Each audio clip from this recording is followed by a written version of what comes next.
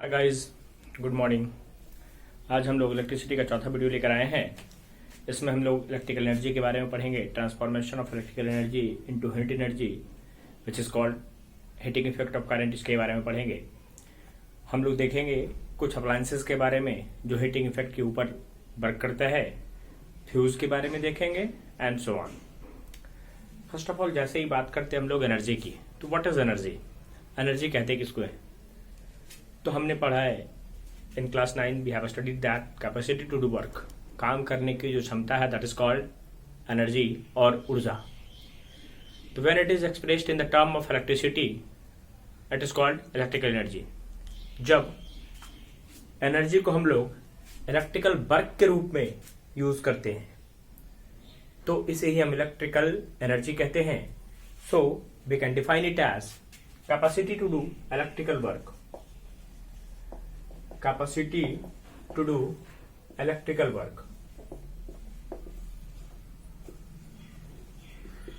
लिख सकते हैं this is electrical energy since it is form of energy. चूंकि हमने शुरू में ही पढ़ा है, इस चैप्टर के सबसे पहले में ही शुरुआत में ही हमने इंट्रोडक्शन में ही देखा है कि electricity is a form of energy which plays important role in our daily life. So since it is a form of energy, so the SI unit of energy is what? Joule. So the SI unit of electrical energy is also SI unit of electrical energy. Electrical energy is what? Joule. हमने देखा SI unit of electrical energy joule. Now we will see the mathematical expression of electrical energy. We know from potential difference W equals to V equals to W by Q. From here we can write W equals to V into Q. Hence यदि electrical work करना है तो हमें किसकी आवश्यकता होगी भाई? Energy की आवश्यकता होगी। And that this is the energy which help in doing electrical work। तो यहाँ से V equals to W equals to V into Q. This is first. We also know that I equals to Q by T. Hence from here we can write Q equals to I into T. ठीक है? By putting this value in 1 we get W equals to V into I into T. This is what? Electrical energy. We can write the electrical energy as V current I flows under potential difference V. Potential difference V for time t. For time t, electrical work W is done, and this work is equal to electrical energy. This is equal to electrical energy. And now from here we can also write the unit W equals to, what is the unit of V? Volt. And the unit of current is ampere, and the current unit of second time is second. We can also write it as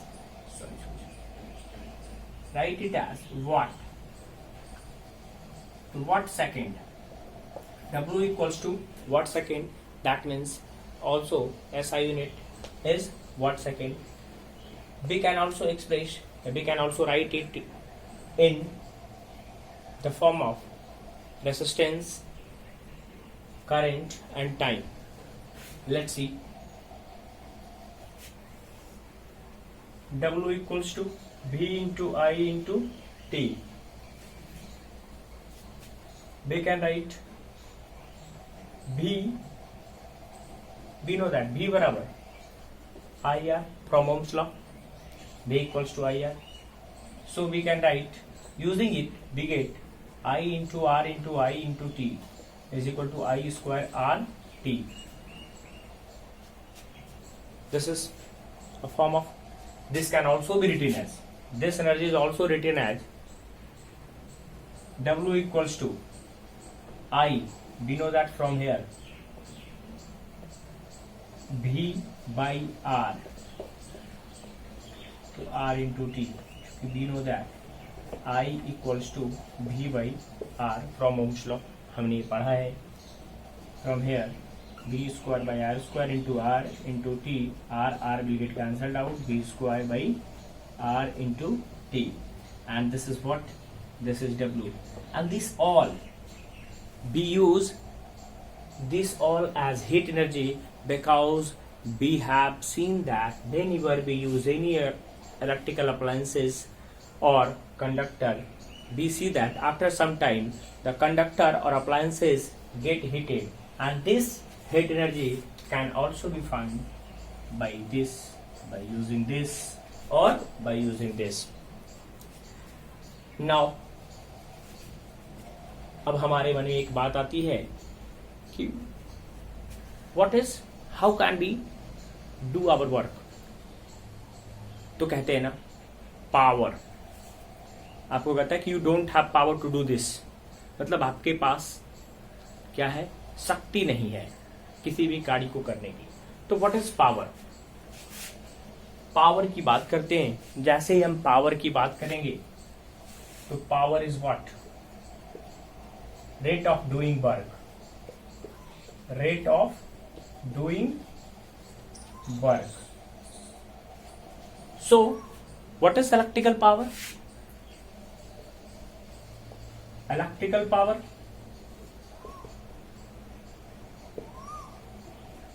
क्या लिखेंगे? Rate of doing electrical work. Rate of doing electrical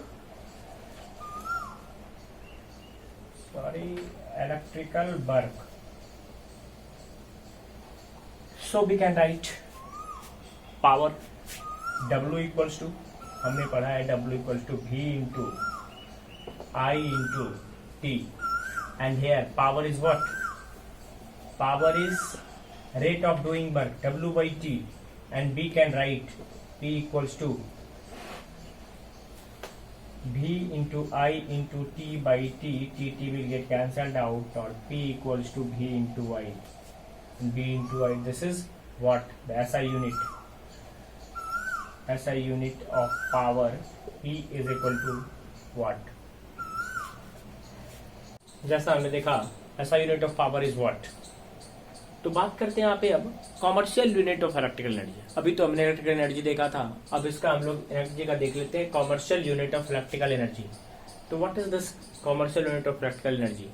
तो commercial unit of electrical energy is kWh, kilowatt hour.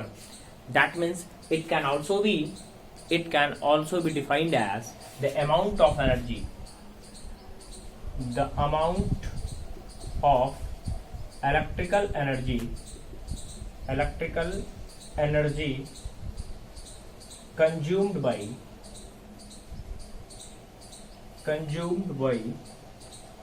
electrical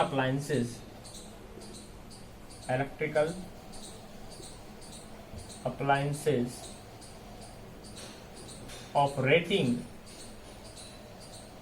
1 kilowatt for 1 hour is called 1 kilowatt hour. Is called 1 kilowatt hour, and this is equal to 1 unit, and this is 1 unit. This unit is what? तो कहता है कि when we use electricity in our houses and anywhere, we have to pay electric bill for 1 unit, and that 1 unit is equal to 1 kilowatt 1 hour. When we use 1 kilowatt energy for 1 hour, then it is called 1 unit. This is the commercial unit. इस chapter से related अब कुछ हमारे पास terms है, उस terms को मैंने board पे लिख दिया है और आप सभी से मेरा ये आग्रह है कि आप लोग इसे अपने कॉपी पे लिख लें, क्योंकि ये आपको काम आएगा। जैसे सबसे पहले हम बात करते हैं इलेक्ट्रिकल पावर की। हमने देख लिया rate of doing work is called power.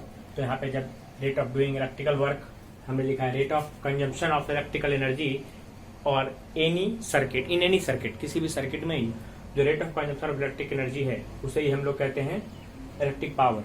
इसे हमने पहले ही बताया है। और यहाँ पे इसी को दूसरे भी टर्म में कह सकते हैं the electrical work done per unit time. Work done per unit time को ही हम कहते हैं पावर। और यहाँ पे चूंकि इलेक्ट्रिकल वर्क है तो electrical work done per unit time वह क्या हो जाएगा, तो इलेक्ट्रिकल पावर। अब जिसकी बात हमने की है, हमने बताया है कि इसका यूनिट हमारा क्या है भाई, वाट है। वाट हमारा यूनिट है, ठीक है, यहाँ लिख लेते हैं वाट इसका यूनिट है। इसको और हम क्या लिख सकते हैं, work done per unit time क्या लिख सकते हैं, जूल पर सेकेंड, जूल पर सेकेंड भी लिख सकते हैं, ठीक है। Now the second one is voltage. Voltage क्या है, तो जब भी कोई भी दो टर्मिनल के बीच, कोई भी दो पॉइंट है उसके बीच जब फ्लो ऑफ करंट होगा तो वहां पे कुछ ना कुछ पोटेंशियल डिफरेंस होता है, दैट इज कॉल्ड वोल्टेज। तो कहता है it is the potential difference which can be safely applied across its input terminal. मतलब इनपुट टर्मिनल के बीच जो पोटेंशियल डिफरेंस रहता है दैट इज वोल्टेज। और हमारे कंट्री में, इंडिया में, यह वोल्टेज 220 से 230 वोल्ट के बीच आता है। हमारे घरों में 220 से 230 वोल्ट, ठीक, ये हमारे घर में यूज होता है। और बात करते हैं हम लोग, फिर नेक्स्ट है wattage. Wattage is what, the wattage of an electrical appliances is rate, ठीक है, वह रेट है जिसके ऊपर eight which it consume electrical energy. मतलब वाटेज क्या कहेंगे, वह रेट जिसके ऊपर कोई भी हमारा अप्लायंसेस इलेक्ट्रिकल एनर्जी को कंज्यूम करता है उसे ही हम लोग कहते हैं व्हाट, तो wattage. And now rating. Rating क्या है भाई, the value of voltage and wattage of an electrical appliances. जैसे आप अगर देखते हैं, अगर आप कोई भी अप्लायंसेज लेते हैं उसके ऊपर लिखा रहता है 100 वाट 220 वोल्ट, 5 वाट 6 वाट 220 वोल्ट, इस तरह से यही हमारा रेटिंग हुआ। अब नेक्स्ट हम लोग थोड़ा सा देख लेते हैं हीटिंग इफेक्ट ऑफ करंट। तो the generation of heat in a resistor और कंडक्टर, हमने पहले ही बताया है कि जब कोई भी कंडक्टर को हम लोग इलेक्ट्रिसिटी पास कराते हैं कंडक्टर से, तो आफ्टर सम टाइम, कुछ समय के बाद ये क्या होता है, गर्म हो जाता है। तो कहता है कि the generation of heat in resistor when electricity flow through it is called heating effect of current. And characteristics of heating element. अब जैसे ही हीटिंग इफेक्ट ऑफ करंट है, वेयर इट इज यूज्ड, कहाँ पे इसका यूज करते हैं, तो आप लोग को पता होना चाहिए कि आप अपने घरों में कपड़ा को प्रेस करने के लिए, है ना, क्लॉथ को प्रेस करने के लिए आप लोग आयरन का इस्तेमाल करते हैं। दैट इज ऑल्सो क्या है, appliances which use this effect. आप इलेक्ट्रिकल केतली हो गया, इंडक्शन कुकर हो गया, ये सारा जितना भी है सभी कुछ क्या करता है, हीट एनर्जी को कन्वर्ट करता है, हीट इलेक्ट्रिकल एनर्जी को हीट एनर्जी में कन्वर्ट करता है। और तो चूंकि भाई अगर हम इससे अप्लायंसेस बना रहे हैं, कुछ कंडक्टर से अप्लायंसेस बना रहे हैं, तो हमारे पास उसके कुछ कैरेक्टरिस्टिक्स होने चाहिए जो हीटिंग एलिमेंट को फॉलो करता है। जैसे हम लोग देखते हैं it should be moderate resistivity, मतलब इसका रेसिस्टिविटी थोड़ा सा ज्यादा होना चाहिए, ऐसा नहीं कि अब पूरा भी ज्यादा हो जाए। जैसे कुछ केसेस में होता है, हम नाइक्रोम वायर देखते हैं जो कि हीटर में हमारे घरों में यूज होता है, ठंडा के दिन में हम लोग उसे गर्म करने के लिए, अपने रूम को गर्म करने के लिए यूज करते हैं।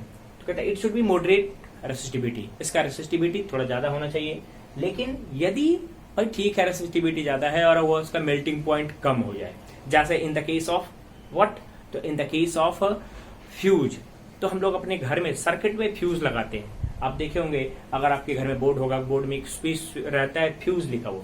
फ्यूज क्या है, वहां पे हम लोग एक कंडक्टर का यूज करते हैं and that conductor which has high resistivity, जिसके पास रेसिस्टेंस ज्यादा होता है बट मेल्टिंग पॉइंट उसका बहुत ही कम होता है। तो वेनिवर जब भी कभी वोल्टेज बढ़ गया एट रैंडमली, किसी भी कारण बस शॉर्ट सर्किटिंग के कारण या किसी भी कारण बस जब वोल्टेज बढ़ जाता है, करंट का फ्लो ज्यादा हो जाता है, तो वहां पे वह गर्म हो जाता है जल्दी, हीटिंग इफेक्ट ऑफ करंट के कारण जल्दी गर्म हो जाता है और मेल्ट कर जाता है, जिसके कारण से कि हमारा सर्किट ब्रेक कर जाता है और दूसरे अप्लायंसेस को कोई हानि नहीं पहुंचता है। तो हमारा फ्यूज हो गया, फ्यूज। अब बात करते हैं, ठीक है, वो तो हाई मेल्टिंग होना पॉइंट होना चाहिए किसका भाई, जो हमारा हीटिंग एलिमेंट है। दैट मीन्स जो वैसा अप्लायंस है जिसको हम लोग हीटिंग इफेक्ट ऑफ करंट के लिए यूज करते हैं, उसमें उसका मेल्टिंग पॉइंट भी हैवी होना चाहिए, ज्यादा होना चाहिए, नहीं तो वो मेल्ट कर जाएगा। ठीक है। तीसरा, coefficient of thermal expansion should not be too high. And what is this thermal expansion? तो हमने पढ़ा है इन 6 क्लास 7 क्लास कि when we heat any object, जब हम लोग किसी भी ऑब्जेक्ट को गर्म करते हैं तो उसका जो इंटरनल मॉलिक्यूल है ना, that means from which it is made up of, जिसके द्वारा ये बना होता है, उनका काइनेटिक एनर्जी बढ़ जाता है। जैसे हम किसी को गर्म करते हैं तो जो उनके मॉलिक्यूल्स हैं उसके काइनेटिक एनर्जी उसका बढ़ जाता है, जिसके कारण से वो एक्सपैंड करता है, फैलता है। जैसा कि हम देखते हैं गर्मी के दिनों में लोहा फैलता है उसी प्रकार से। तो कहता है कि यदि आप हीटिंग अप्लायंसेस में उसका इस्तेमाल कर रहे हैं, देन उसका कोफिशिएंट ऑफ थर्मल एक्सपेंशन कम होना चाहिए। यदि वो बहुत ज्यादा होगा तो एक्सपैंड कर जाएगा, तो हमारा जो अप्लायंसेस है वो बेकार हो सकता है। ठीक, तो this is all about our this chapter. हम लोग इस चैप्टर के बारे में पूरा देख लिए। अब हम नेक्स्ट सेक्शन में दो तीन क्वेश्चन देख लेता हूँ इसके ऊपर कि पावर कंजम्पशन कैसे निकालते हैं, रेटिंग के ऊपर, अगर कोई रेटिंग दे रखा है तो उसके ऊपर पावर कंजम्पशन हम कैसे अब हम लोग इसका न्यूमेरिकल देख लेते हैं। क्वेश्चन कहता है an electrical heater is used on a 220 volt supply and takes a current of 5 ampere। मतलब कह रहा है कि एक हीटर है, इलेक्ट्रिकल हीटर है, जिसका कि वोल्टेज दे रखा है 220 वोल्ट एंड करंट इसके थ्रू पास करता है 5 एम्पियर का। तो सबसे पहला हमसे पूछता है व्हाट इज पावर। तो हमने यहाँ पे पढ़ा है power equals to what, V into I। Here given V is what? तो P equals to 220 into I is 5 equals to what? 1100। इतना what? This can also be written as 1.1 kW। This is kilowatt। इसको हम लोग kilowatt में change कर देंगे। And now the next structure of this question ask what is the cost of using heater if 1 kWh cost 50 पैसे। तो कहते हैं कि इसका कितना चार्ज लगेगा। यहाँ पे देखेंगे कि इलेक्ट्रिकल एनर्जी, अब ये तो हमने पावर निकाल लिया, अब electrical energy consumed by this heater in 1 hour. Electrical energy consumed, electrical energy consumed by heater